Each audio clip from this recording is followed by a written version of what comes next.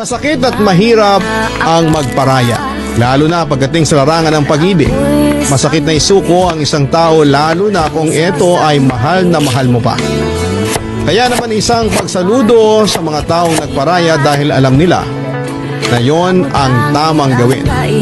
Kaya huwag nating isipin na kapag ang isang tao ay nagparaya ay wala na siyang pagmamahal sa taong kanyang iniibig.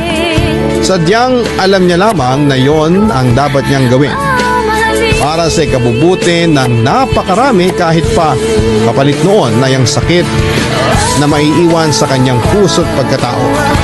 Huwag na huwag mong sasabihin dahil di mo nadama ito.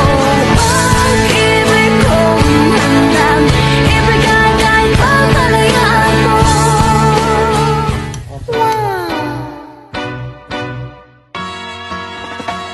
Singing low while I pop a bottle off of your chain swinging, clang clang, and it costs a lot. Bitch, I'm always at the